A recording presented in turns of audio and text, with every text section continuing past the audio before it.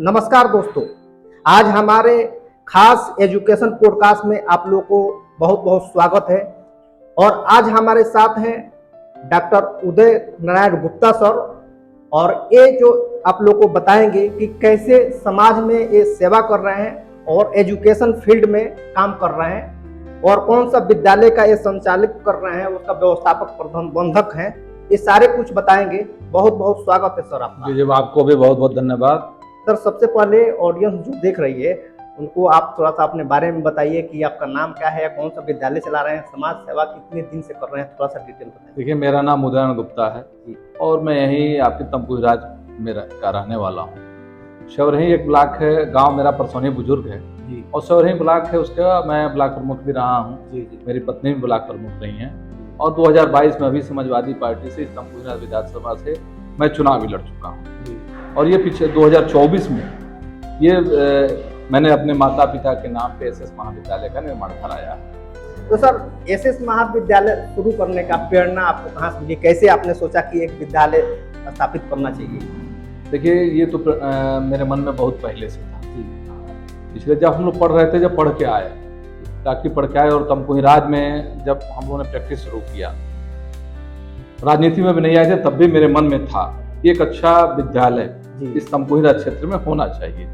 अब पहले ये समय नहीं आ पाया, बीच में हम लोग थोड़ा सा राजनीतिक क्षेत्र में ज्यादा रहे, लेकिन 2022 चुनाव लड़ने के बाद से, और मैं चुनाव हारा उसके बाद से मैं क्षेत्र में तो लगातार रहता हूँ, लोगों के बीच में रहता हूँ, लोगों से भी प्रेरणा मिली। क्षेत्र के लोगों ने भी कहा कि चूंकि इस तमकुही राज क्षेत्र भी एक अच्छा बच्चों के लिए जो हर तरह से सुंदर हो, सुसज्जित हो, हरा भरा वातावरण हो, अच्छी शिक्षा दी जाए, ऐसा नहीं है, तो आप ऐसा करें। तो लोगों से भी प्रेरणा मेरे माता पिता का भी आशीर्वाद रहा, मेरे गुरुजनों का भी एक प्रेरणा रहा, और सबसे प्रेरणा लेते हुए, लोगों से की बातों को मानते हुए, मेरे मन में पहले से था ये, तब मैंने महाविद्यालय का निर्माण 2023 में शुरू किया। सर, आज के समय में शिक्षा का सबसे बड़ा उद्देश्य क्या होना चाहिए?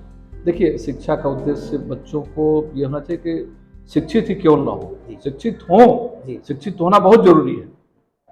बाबा साहब ने कहा था, शिक्षित बनेंगे तभी हम नेक बनेंगे, और शिक्षा वो शेरनी का दूध है जो जितना पिएगा उतना ही दहाड़ेगा। तो शिक्षा बहुत जरूरी है, लेकिन शिक्षा ऐसी होनी चाहिए कि जो संस्कारित शिक्षा हो और आगे बढ़ने की प्रेरणा देती है। मेरा मानना है कि शिक्षा ऐसी होनी चाहिए। सर, ग्रामीण क्षेत्रों में शिक्षा का सबसे बड़ी चुनौती क्या बच्चे लोग में उसको देखने को मिलता है? देखिए, ग्रामीण क्षेत्रों में जो मेरा मानना है, अब भी हालांकि पहले से हम बहुत सुधरे हैं।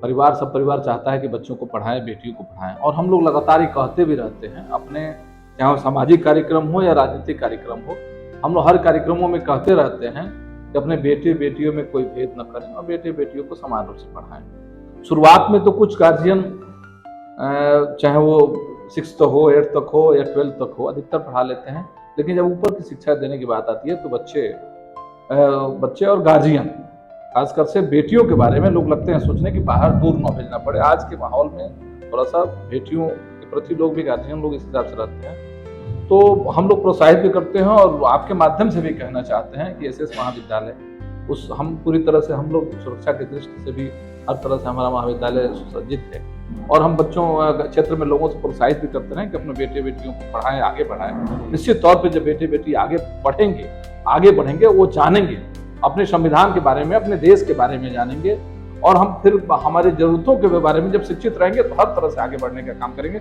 इसलिए हम अभिभावक को और सबको प्रोत्साहित करते रहते हैं कि अपने बेटे बेटियों को समान समझ के शिक्षा। जैसे अभी जितने भी लोग अभी जैसे महाविद्यालय चला रहे हैं, उनको मतलब ये है कि नई शिक्षा नीति क्या होनी चाहिए, कैसे देखते हैं आप इसको? देखिए, नई शिक्षा नीति, आज शिक्षा और स्वास्थ्य, चाहे वो उत्तर प्रदेश की बात हो या देश की बात हो, शिक्षा और स्वास्थ्य पे सरकारों को जोर देने की बहुत जरूरत है। हम शिक्षा को ऐसे बनाएं कि जो बच्चे आसानी से शिक्षा ग्रहण कर सके, शिक्षा महंगी न हो, और वही स्वास्थ्य में भी होना चाहिए। और इन दोनों में हम बहुत पीछे हैं, हमारा प्रदेश पीछे है, हमारा देश पीछे है। तो हम अपने हिसाब से, तो हम अपने अनुसार उसमें प्रयास करते हैं, लेकिन मेरा मानना है कि सरकारों को इसमें बहुत ध्यान देने की जरूरत है, और सुगम हो और सस्ता हो, ऐसी व्यवस्था सरकारों को बनानी चाहिए कि जो बेटे बेटियां पढ़ें और आगे बढ़ें। छात्रों को नौकरी के लिए तैयार करने में कॉलेज का क्या भूमिका है? देखिए, हम लोग जैसे अपने कॉलेज में BA, BSc, BCom, BBA, BCA, जहाँ 2 मेरा टेक्निकल कोर्स है, वहीं बीए, बीएससी और बीकॉम भी मेरे यहाँ है।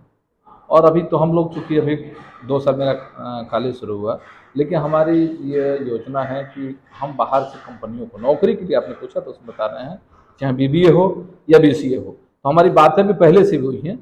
और जैसे मेरी बेटी, मेरे दामाद भी बहुत बड़े आईटी में कंपनी में काम करते हैं, और वहाँ से बात हुई है, कई कंपनियों से बात हुई है कि जैसे बच्चे हमारे जब तीसरे साल होंगे तो हम यहाँ कंपनियों को बुलाएंगे और रोजगार देने का अपने महाविद्यालय में यहाँ प्लेसमेंट कराएंगे हम, चाहे वो किसी भी क्षेत्र के बच्चे हों, चाहे BA, BSc, BCom, BBA, BCA, जिस क्षेत्र में बच्चे जाना चाहें, बच्चों को हम लोग यहाँ बाहर से कंपनियों को बुलाकर उनको रोजगार उपलब्ध कराने का काम करेंगे। डिजिटल शिक्षा के क्या फायदे हैं और क्या नुकसान है? आज के समय में डिजिटल शिक्षा बहुत जरूरी है, उसका दुरुपयोग न किया जाए। जैसे बहुत बहुत लोग बहुत जरूरी है। रील वगैरह बना के उल्टा पुल्टा डाल वही कर रहे हैं, उसका दुरुपयोग। देखिए, कोई भी चीज जब कुछ भी बनता है तो उसमें नेगेटिव पॉजिटिव दोनों चीजें होती हैं। हम नेगेटिव को क्यों एक्सेप्ट करें? हम जो अच्छी चीजें हैं उसको अपने अंदर उतारें, उसको ग्रहण करें। तो उसमें भी वही है, अगर वो बहुत जरूरी है आज के समय में डिजिटल शिक्षा, बच हुई है कि उसकी जो उसमें नेगेटिव चीजें हैं उसको न अपने अंदर लें, पॉजिटिव चीजें लें। आज के युवाओं के कौन सी स्किल सबसे जरूरी है? आज के जो युवा हैं उनको कौन सी स्किल सीखना चाहिए? देखिए, सभी चीज़ें, कोई पर्टिकुलर एक नहीं है कि हम यही सीखें। डिजिटल जरूरी है, डिजिटल के बारे में जाने, आज के समय में जाने, लेकिन कोई भी स्किल के अगर बढ़ते हैं आप, जो आपकी इच्छा हो, मैंने कहा कि पॉजिटिव वे में रहें, कभी भी शॉर्टकट न अपनाएं, पॉजिटिव में चलें। और जो जमाने बहुत सारी चीज़ें हैं, कोई भी अगर आप क्षेत्र में बढ़ना चाहते हैं, उस क्षेत्र को निर्धारित करें, एक लक्ष्य बनाएं। और स्वामी विवेकानंद ने कहा भी था, उत्तिष्ठत जागृत परानि बोधत। एक लक्ष्य बनाया, उस लक्ष्य के प्रति आप आगे बढ़ें। और इसी तौर पे चाहे जिस क्षेत्र में जाना चाहे, मैं तो कहता हूँ खेलते हैं, आप खेल में ही बढ़ें, लगन रखें, उसमें जज्बा पैदा करें। आप गाना गाते हैं तो उसमें भी रहें, लेकिन पॉजिटिव, कोई भी चीज निगेटिव न रखें और आगे बढ़े। निश्चित तौर पर सफलता आपके कदम चुने। गरीब छात्रों के लिए आपकी क्या पहल है, क्या पहल रही है? देखिए, हमारे यहाँ जब अभी यहाँ जिसके माता पिता नहीं होते, या जो ये बच्चे बताते हैं कि अभी कुछ बच्चे आए थे हमारे यहाँ पिछले साल में, जिनके माता पिता नहीं थे, बच्चे मेरे पास आए और दोनों बेटा बेटी दोनों वो बहन यहीं पढ़ते हैं। मैंने तुरंत उनका फीस माफ़ कर दिया। अभी आपके आने के थोड़ी देर पहले गार्जियन आए थे, कहते कि नहीं सर, वो गार्जियन हैं तब भी उन्होंने कहा, तो मैंने उनको भी छोड़ दिया कुछ फीस। तो मेरे यहाँ ऐसी व्यवस्था है कि कोई भी निराश नहीं होता है, क्योंकि मैं राजनीतिक और सामाजिक व्यक्ति भी हूँ और क्षेत्र के लोग ही आते रहते हैं। तो जो भी अगर इस तरह का कोई गार्जियन हो या बच्चा हो, बेटी हो कहते हैं, तो मेरे तरफ से जैसे जो होते हैं, अगर बिल्कुल निर्धन है तो पूरा फीस माफ है, अगर उस हिसाब से हैं तो जो कहते हैं वो कम कर देता हूँ, लेकिन उनको प्रोत्साहित करता हूँ कि आप थोड़ा, जैसे कि अभी जितना दे सके उतना ही दे। हाँ, वो उनके ऊपर है, कोई उसमें एकदम प्रेशर नहीं रहता है कि नहीं आप इतना देंगे तभी आपको पढ़ाएंगे। आपके जीवन का सबसे बड़ा प्रोत्साहन कौन सा है? देखिए, जीवन में हम लोग जब पढ़ के आए तो स्ट्रगल हम लोगों ने भी बहुत किया है। शुरुआत में हमारे पिताजी बहुत, जब हम पढ़ के आए 97 में, तो 98 मेरे पिताजी एक्सपायर कर गए। मेरी माताजी आज भी हैं, तो पिताजी का आशीर्वाद उस समय रहा। लेकिन अब उस 98 में जब हम लोगों का उम्र कम था, जब पढ़ के आए और शुरुआत में अभी सीखना चाह रहे थे, तो पिता का साया उस समय उठ गया था। लेकिन हम लोगों ने मेहनत किया, चाहे वो डॉक्टरी के क्षेत्र में हो या जब राजनीतिक क्षेत्र में गए तब भी हम लोगों ने मेहनत किया। और पहले वो प्रमुख, फिर पत्नी प्रमुख, और फिर 2022 में चुनाव भी हम लड़े। और आज के समय भी परसौनी बुजुर्ग गांव है जहां बहुत बड़ा ग्राम सभा है। बहुत पहले मेरे पिताजी जब त्रिस्तरीय नहीं होता था तब प्रधान रहे थे, और 2 बार से मेरी माताजी कंटिन्यू प्रधान थी। तो हम लोग सामाजिक राजनीतिक क्षेत्र में लगे रहते हैं, लोगों के बीच में रहते हैं और चलते रहते हैं। और मेहनत हम लोगों ने किया है, और सकारात्मक सोच के साथ, किसी को परेशान करके नहीं, किसी को प्रताड़ित करके नहीं। यही होना। तो ईश्वर का आशीर्वाद रहा है कि हम लोग कहीं ना कहीं लोगों के आशीर्वाद से क्षेत्रों में, चाहे सेवा कर रहे हैं, कॉलेज के क्षेत्र में हो या राजनीतिक क्षेत्र में, लोगों का आशीर्वाद से कहीं ना कहीं समाज में सेवा आप कर रहे हैं, राजनीति से हो या कॉलेज से। हाँ।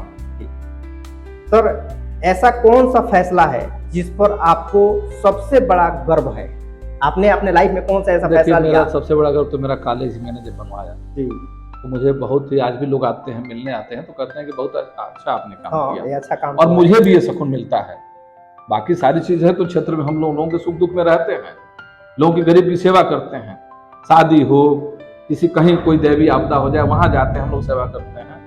लेकिन ये जो मैंने कॉलेज बनवाया है तो ये मुझे बहुत सुकून मिलता है कि अच्छा कॉलेज मिला, और पहले ही साल से मेरी सारी सीटें भर गई। लोगों के आशीर्वाद सहयोग से ही मेरी सारी सीटें, नहीं तो बहुत लोग नया कॉलेज बनाते हैं, प्रचार ही करते रह जाते हैं, लेकिन मेरी पहले ही सारी सीटें भर गई। तो मुझे बहुत, ये कॉलेज खोल के मुझे बहुत सुकून मिलता है। सर, हमारे पॉडकास्ट में आप आए तो बहुत सारे बात की, आगे नेक्स्ट भी पॉडकास्ट वो करेंगे और भी कुछ बात करेंगे समाज सेवा और राजनीति और एजुकेशन के बारे में। अभी इतना भी बात की, धन्यवाद। बहुत बहुत आपका भी धन्यवाद और